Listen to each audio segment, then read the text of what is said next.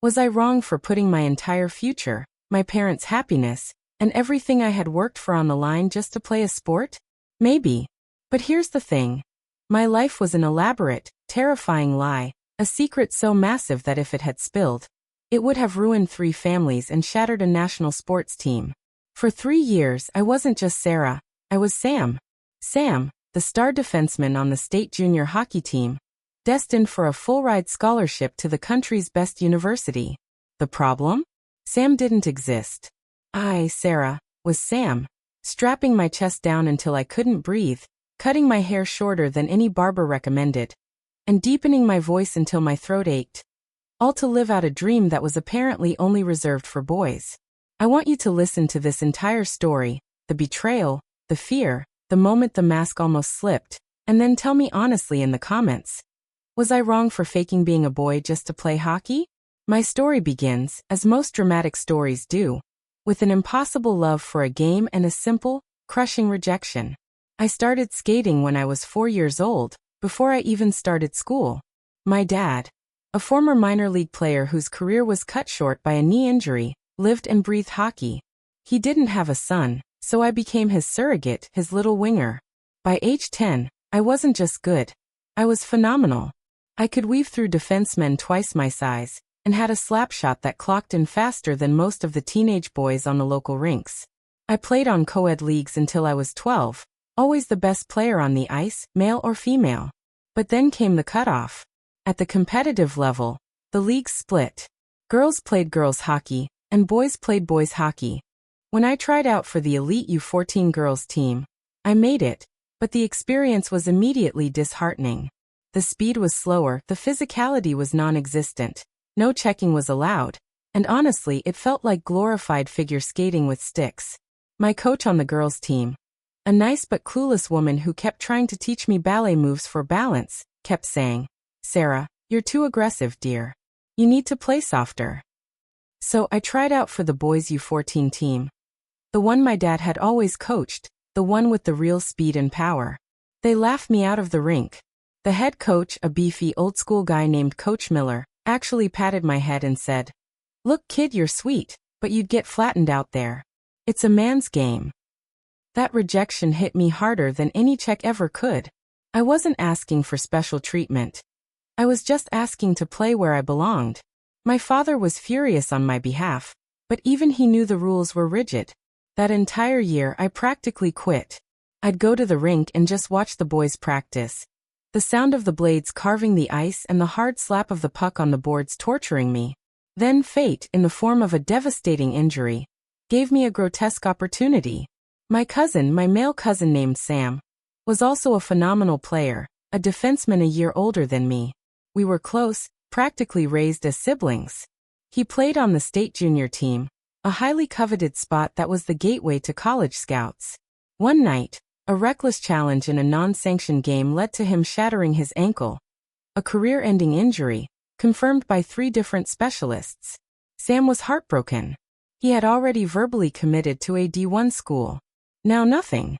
I remember the day he was sitting in his room, surrounded by college brochures he was too broken to look at, when the idea, insane and terrifying, dropped into my head like a stone.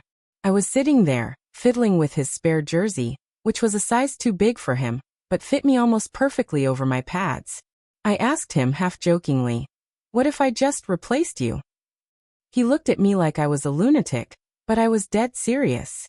I had his height, his build. We had always been told we looked incredibly similar, which was unsettling for cousins. My hair, which I kept short anyway, could pass. All I needed was the chest binder and the voice training, which I started doing religiously. I spent hours in front of the mirror, studying how the boys carried themselves, how they walked, talked, and even laughed. The Sam persona was born out of desperation and a twisted stroke of luck. The real game changer was my cousin Sam himself. After a week of internal struggle, he agreed. He hated seeing his dream die, but he hated seeing my dream crushed by antiquated rules even more. He was our inside man.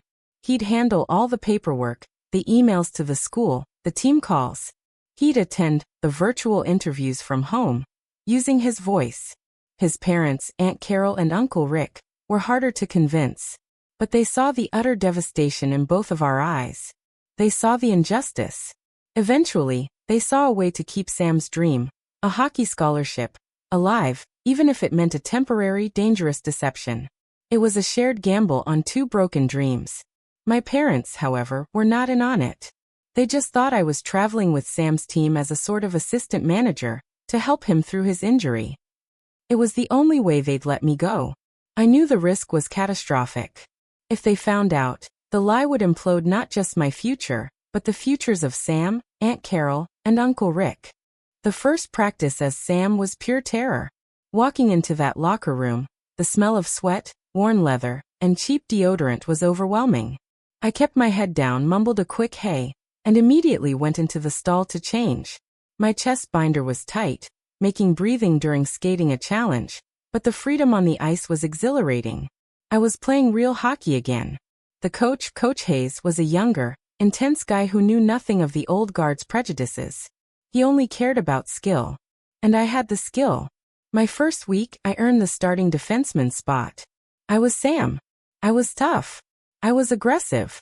I was everything I was told I couldn't be as Sarah. The guys on the team were mostly focused on themselves, thankfully.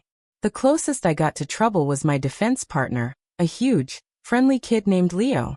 Leo was like a golden retriever, loyal, a little clumsy off the ice, and constantly trying to bond. He started calling me Sammy, and wanted to spend every minute outside of practice hanging out. We shared hotel rooms on road trips. I became a master of distraction, always showering first, wrapping myself in 3 towels, and using the loud excuse of listening to game footage to avoid extended conversation. I had to learn how to expertly deflect questions about girls, school dances, and future plans. All the things teenage boys talked about. It was exhausting. It felt like walking on a pane of cracked glass 24/7. The tension was highest during physicals, which I miraculously skirted by having Sam handle all the paperwork, and using a slightly blurred photo of Sam's old medical records, claiming a mix-up with the new ones. The biggest scare came during a team tradition, the post-game cold tub. The entire team jumped into a giant industrial-sized tub of ice water after every major game. There was no getting out of it. It was a required team bonding ritual. I would wait until the very last possible second, then dive in fully clothed in my compression gear under my shorts and shirt. I'd pretend to shiver uncontrollably and jump out before anyone could notice my shape or, God forbid, try to slap me on the back in a congratulatory way. Leo, bless his heart, once commented, "Man, Sammy, you're the weirdest guy I know. You're afraid of being naked in front of us, but you'll take a 100-mile-an-hour slapshot to the face." I just laughed nervously and said something about being modest for religious reasons. It worked for a while. The constant stress started to wear me down. I was getting top marks in school, killing it on the ice, but inside, I was unraveling. I had no real friends. I was living 2 lives. Sarah, the quiet girl who was always away, and Sam, the hyper-focused hockey star who never let his guard down. The weight of the deception was crushing me. Then came the phone call that changed everything. The scouts from the D1 university, the one Sam had committed to, called Coach Hayes. They were so impressed with Sam's performance in the regional finals, where I'd scored the winning goal in overtime, that they wanted to come out and meet the player and his family immediately. They were planning to finalize the scholarship offer in person next weekend. This wasn't a virtual interview Sam could handle. This was a face-to-face meeting, a sit-down, a thorough background check. The lie had gone too far, and the crash was imminent. I was sitting in a hotel room in Boston, gearing up for the National Junior Championship tournament, which was the only thing standing between us and the scholarship. The goal was so close, yet it felt further away than ever. It was at that moment, staring at my worn-out Sam jersey, that I had to decide. Do I confess now, expose the elaborate ruse, save myself and Sam from criminal charges for academic fraud, and lose the scholarship forever? Or do I press on, play the best hockey of my life, secure the scholarship, and deal with the inevitable, disastrous fallout later? So that's the situation I was in, and I had to make a choice. Before I tell you what happened next, I want you to pause and comment below what you would have done in my shoes. Would you have confessed and saved yourself the trouble? Or would you have played the game and tried to secure the scholarship, knowing the risk of total exposure was right around the corner? Let me know your gut reaction, the ethical choice versus the dream choice, before you hear the climax. I decided to play. I decided to give everything I had to the national championship tournament. I figured if I was going to be exposed, let it be for something amazing. I called Sam, told him about the scouts, and we agreed that I would simply be unavailable for the meeting until after the tournament. Sam would play the worried, injured cousin, explaining that Sammy was totally focused on the tournament and was basically unreachable. It was a shaky plan, but it bought us 5 days. 5 days of living on borrowed time. The tournament was a blur of adrenaline, pain, and blinding focus. I was playing like a man possessed, a demon on skates. I was throwing checks, blocking shots, and quarterbacking the offense from the blue line. We made it to the final game against a team that hadn't lost all season. The score was 2-1 in their favor, with 2 minutes left in the third period. I was exhausted, my lungs burning, the chest binder constricting every breath. Then it happened. I got tangled up with an opponent by the boards.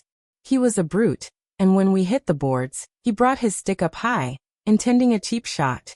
I ducked, but his skate blade, razor sharp, came down hard and fast, slicing through the fabric of my shorts and my compression gear, right across my thigh.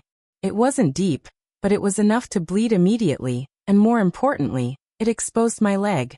I went down hard, writhing on the ice, more from panic than pain. The ref blew the whistle, and Coach Hayes was immediately on the ice. The medics rushed over, and they started to cut away the fabric to check the wound. I was screaming, "No, don't touch it. I'm fine. Just tape it up." But the coach was insistent. He pulled the torn compression shorts away, and that's when the first clue dropped, the absence of the expected anatomical features. A second later, Leo, who had skated over, saw it too. He gasped, "Sammy? What is that?" It was the worst possible place for the lie to end. Right there on the ice, in front of the entire arena, my biggest fear materialized. Coach Hayes, a man who had trusted me, looked at me with utter confusion, then a slow, dawning horror. I looked down at the blood pooling on the white ice, and the only thing I could think was, it's over. I was taken off the ice and into the makeshift medical room. Coach Hayes followed, closing the door. I confessed everything, the whole insane 3-year-long story, the desperation, the sexism, the crushing rules, Sam's injury, and our conspiracy. I didn't hide anything. I looked him in the eye and said, "I just wanted to play hockey." He didn't say a word.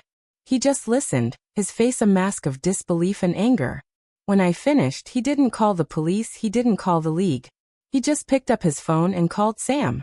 Sam was a mess on the phone, apologizing profusely, taking full blame, explaining that he had forced me into it because he couldn't bear to see his dream die. What happened next was a whirlwind. Coach Hayes, surprisingly, was an advocate. He was furious about the deception, but even more furious about the system that necessitated it. He had seen me play. He knew my skill was genuine. He didn't turn me in, but he couldn't keep the secret. He called the league commissioner, not to report a fraud, but to report an injustice. He told them the whole story, that the best defenseman in the tournament was a girl who had to pretend to be a boy to get a fair shot. The news was kept tightly under wraps until after the game, which we lost 3-2 after I was taken out. The aftermath was painful and public. The national news picked up the story immediately. "Girl fakes gender to play hockey" was the headline everywhere. My parents were devastated and felt betrayed, but after the initial shock, my dad stood by me, telling the press that his daughter was a victim of a system that valued gender over talent. Sam lost his verbal commitment, and Aunt Carol and Uncle Rick faced disciplinary action from the university for aiding the fraud. I was banned from competitive league hockey for life. The dream was dead, truly dead this time. But here's the twist. The scandal sparked a massive national debate about gender equity in sports. It forced the league to look at their rules. Within 6 months, the league implemented a new exhibition player rule, allowing exceptionally talented female players to try out for boys' teams up to age 16, pending a skill evaluation. It was a small change, but it was a crack in the dam.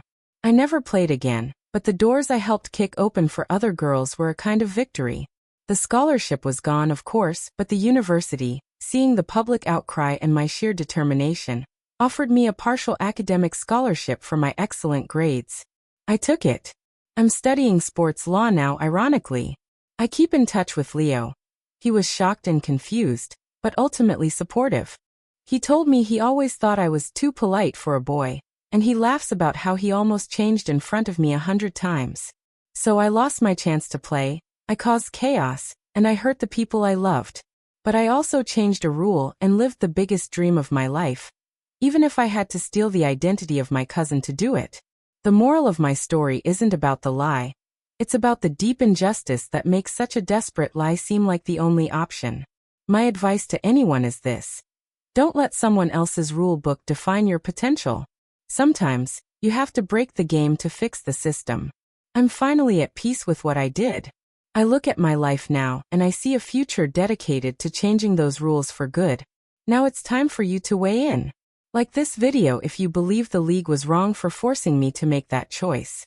Subscribe for more stories like this, where the real world hits harder than a slap shot. And please, share your final thoughts on this whole mess in the comment section. Tell me, do I owe Sam more than I can ever repay? Or did I do what was necessary? I'll see you all in the next story.